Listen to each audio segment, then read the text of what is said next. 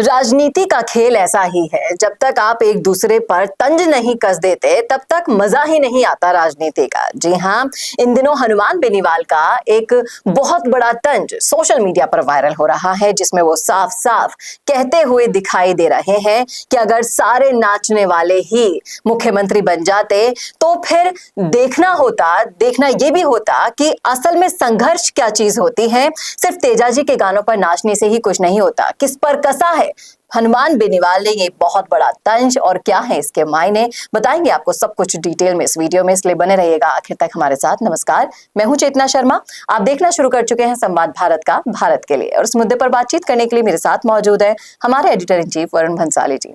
Varun sir, मैं चाहूंगी कि एक बार हम वीडियो शुरू करें उससे पहले हमारी जनता भी सोच ले, समझ ले, सुन ले कि हम किस बारे में बात कर रहे हैं। मैं आपको सुनाना चाहती हूँ, आप पहले देखिए वीडियो, फिर उसके बाद हम चर्चा में आगे बढ़ते हैं।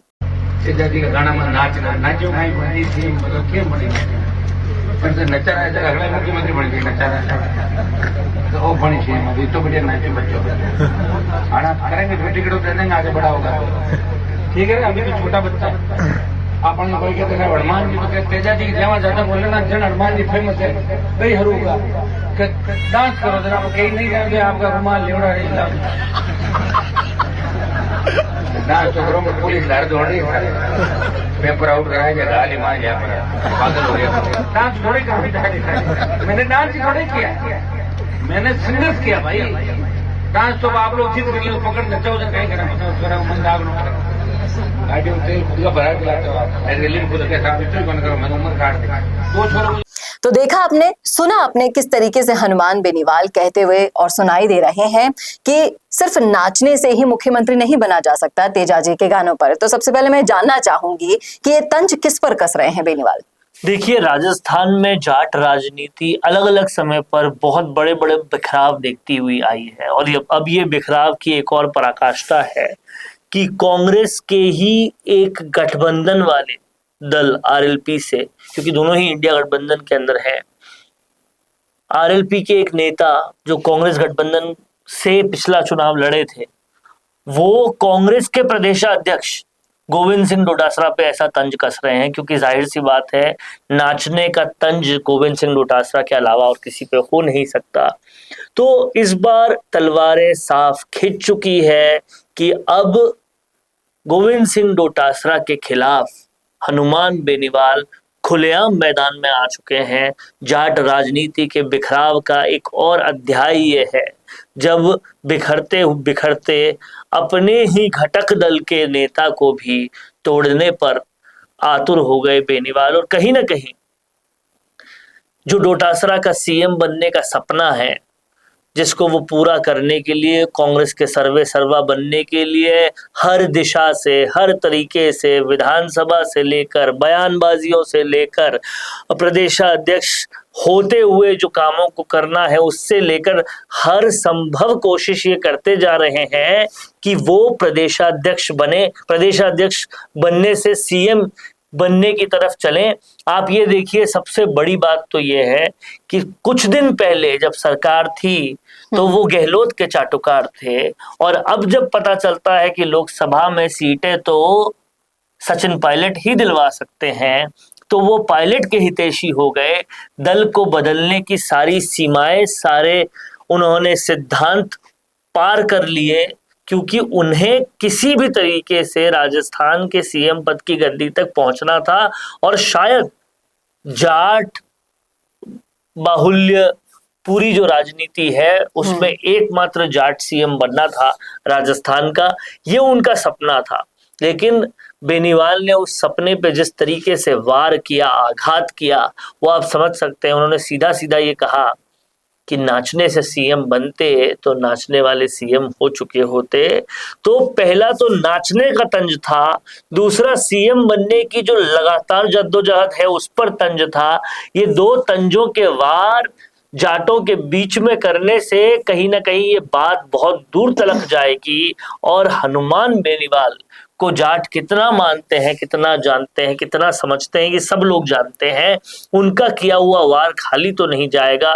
डोटासरा के जाट राजनीति के ऊपर ये एक बहुत ही प्रभावी प्रहार होगा। अब देखना ये है कि डोटासरा इसका जवाब कैसे देते हैं, क्योंकि जवाब देने में तो डोटासरा भी पीछे नहीं है, एक अति बहुत ही बड़बोले की बढ़िया श्रेणी में वो आ और रहे हैं। करारा जवाब वो देना चाहेंगे। लेकिन मैं यहाँ पर ये जानना चाहूंगी कि जो खींचतान चल रही है सबसे बड़ा जाट नेता बनने की, तो इस खींचतान के बीच में एक सवाल वहीं का वहीं रह जाता है कि क्या कभी जाटों को अपना मुख्यमंत्री मिल पाएगा। ऐसी खींचतान के जरिए आप देखिए कि कोई 2 कदम आगे जाता है तो उसी पल दूसरा जाट नेता 4 कदम पीछे उसे खींच लेता है।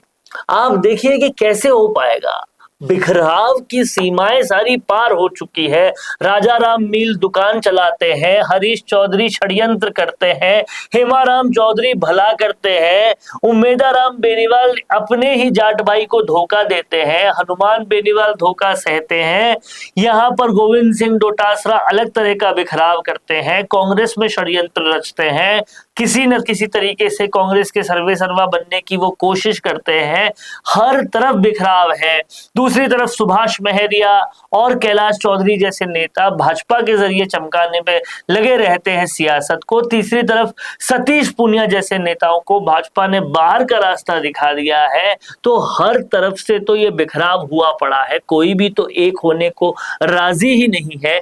ऐसे में कैसे जाट एक मंच पे आएंगे, कैसे एक हो पाएंगे, और जब तक एक नहीं हो पाएंगे मुख्यमंत्री कैसे चुन पाएंगे। आप देखिए अपने एक दूसरे के जानी दुश्मन बन बैठे 2 जाट नेता, उनका उदाहरण तो सबके सामने है, ज्योति मिर्धा और हनुमान बेनीवाल के रूप में।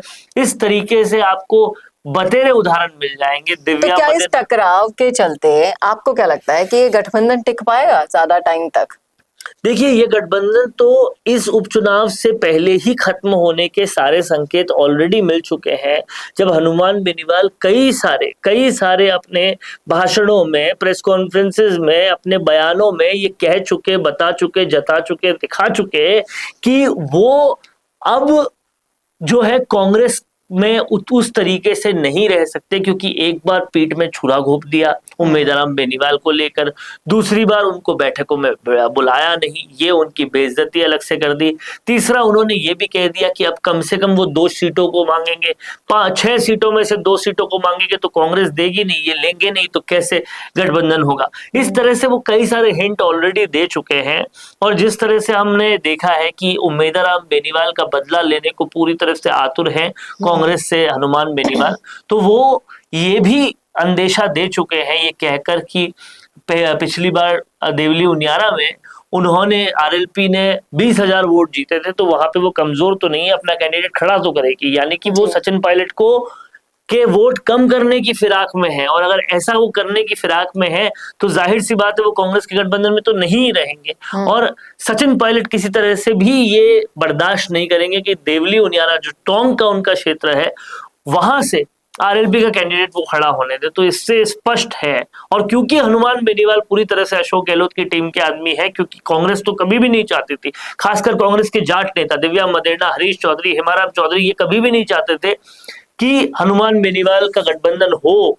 लेकिन सिर्फ इसलिए हुआ क्योंकि पूर्व मुख्यमंत्री अशोक गहलोत को अपने बेटे के लिए वोट चाहिए थे जालौर में, और वहां जालौर में काफी सारे जाट हैं, सिर्फ और सिर्फ ये समीकरण के लिए उनको अंदर लाए थे, लेकिन उससे भी कुछ खास फायदा नहीं हो पाया। जी, अब राजनीति देखिए गेम ही ऐसा है कि जब तक आपको फायदा होता है तब तक आप उसके साथी हैं, और जिस दिन आपका फायदा नहीं होता है तब तक आप अपना साथ छोड़ चुके होते हैं।